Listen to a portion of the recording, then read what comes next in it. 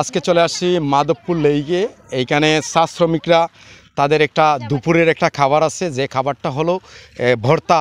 যে ভর্তাগুলো আলু দিয়ে এবং ছানা দিয়ে এবং পেঁয়াজ মুড়ি মিক্স করে তারা দুপুরের খাবারটা রুটি আবার কেউ ভাত দিয়ে এই খাবারটাই খায়। আসলে তাদের এই জীবনযাপনটা অনেক কষ্টের জীবনযাপন মনে করি। এই যে প্রতিনিয়ত তারা এইগুলোই খায়, খেয়ে তারা জীবিকা রক্ষা করে, তারা কাজ করে বাগানে। পাতার মাইন ভর্তাটা তৈরি করে তারা খায়।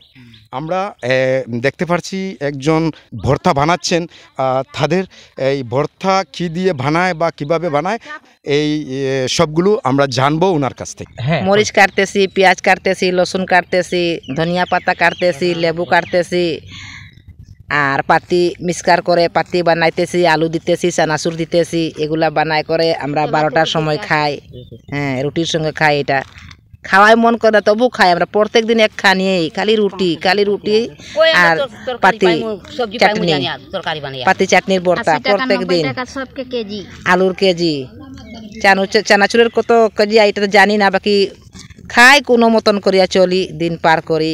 কি করবেন, এগুলাই দিয়া আমরা দিন পার করি। প্রত্যেক দিন আমরা এটাই খাই, চানাচুর আলু দিয়ে ভর্তা করে এগুলাই খাই আমরা, পাতি দিয়া এগুলাই আমরা খাই। দাদা, এগুলা খাইতে কেমন টেস্ট আছে? আমাদের জন্য ঠিকই আছে। না খাইলে কি খাইমু আমরা? না খাইলে কি খাইমু? না খাইলে কি খাইমু? হ্যাঁ, এটাই খাই, আমাদের পেট ভরাই কোনো মতন করিয়া। সব দিন একখানি কি খাওয়া যায়? সব এই ভর্তা দিয়ে কাকি রুটি আর ভাত, এইগুলো ভাত আর এই যে রুটি, এই দিয়ে দুপুরের খাবার খাবেন ওনারা। তো আসলে প্রতিদিন সকাল থেকে তারা চা বাগানে আসে চা তুলতে, এবং বিকালে ওনাদের ঘরে যায়।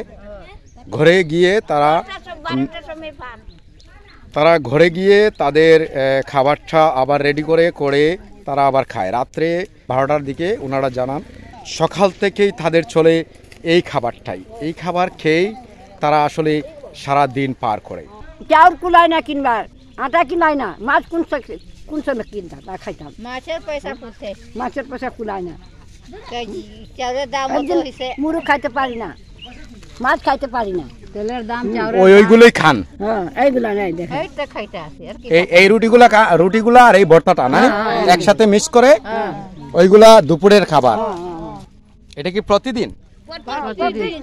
প্রতিদিন একসাথে এইভাবে আপনারা খান? মাসি, এটা কি পানি আর রুটি? পানি রুটি লবণ দিয়ে ওইখানে ভিজিয়ে খাচ্ছেন। লগে কি ওই ভর্তাটা আছে? এই যে ভর্তাটা আছে লগে নানি?